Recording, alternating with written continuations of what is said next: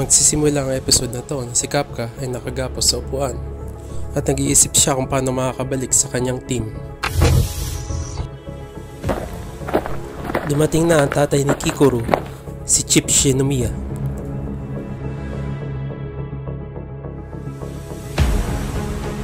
Sinubukan ni Kapka na magpaliwanag para siya ay pakawalan.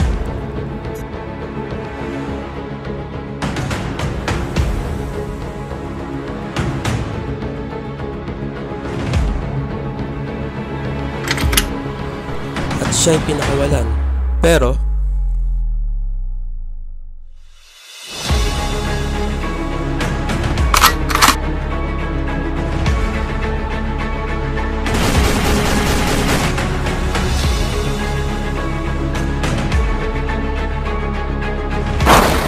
nagulat siya na bigla siyang binaril ni Chief Shinomiya.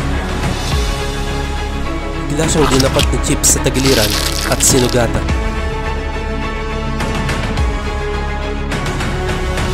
At natulala si Kikoro sa ginawa ng kanyang tatay.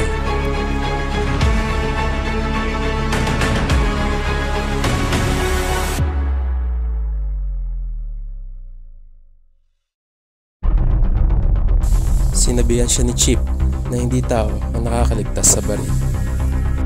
Isa kang halimaw. Sinagot niya si Chief na hindi siya si Monster Number 8. Ako si Kapka Ibino. FS-1002 Unlocked. Request for permission to use. Clear. Nerve link.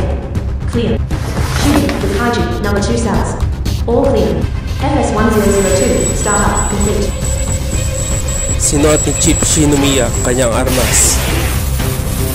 At simulan na ang pagligpit kay Monster Number 8.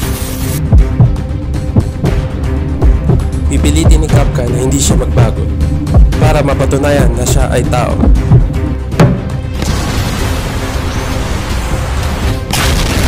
Sinalubong si Kapka ng isang malakas na suntok na pumutol sa kanyang kamay. Hindi pa siya nakakababa ay sinundan pa ito ng isa pang suntok.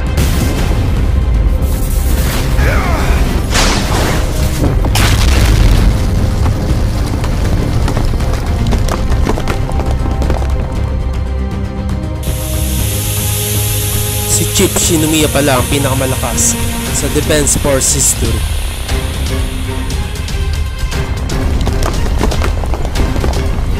Napilitan si Kapka na gamitin ng konti ang kanyang halimaw. Plano ni Kapka na ilagan lahat ng suntok ni Chief hanggang sa ito'y mapagod.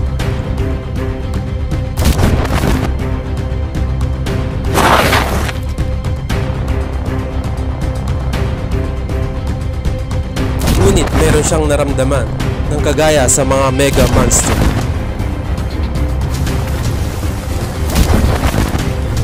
Ito pala ay galing kay Chief. Isang halimaw na presensya. Kinuwento ni Chief Kalbo ang tungkol kay Monster Number 2 na sumira sa isang syudad at sila'y pinahirapan.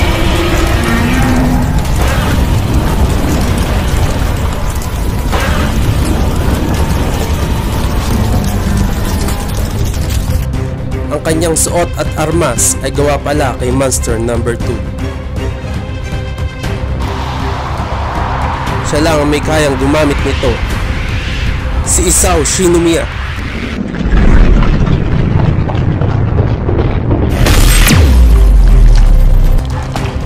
Naalala tuloy ni Kapka ang sinabi sa kanya ni Kikoro na ginagawang armas ang mga natatalong malalakas na halimaw. Pinagpatuloy ni Chief ang kanyang atake. Ngunit hindi ito maiwasan ni Kapka.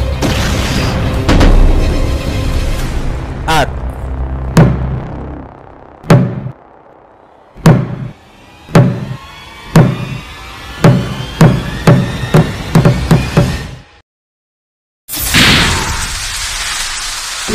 sa pool si Kapka ng isang napakalakas na suntok.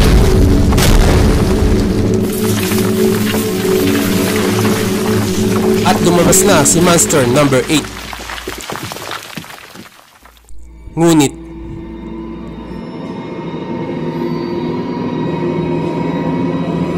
parang may kakaiba.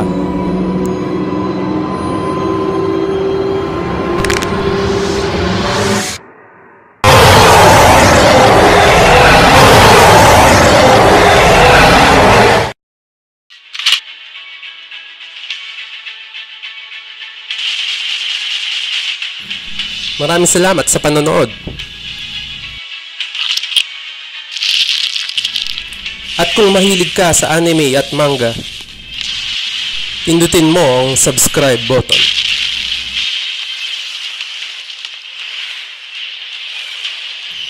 At huwag kalimutan mag-like, comment, and share.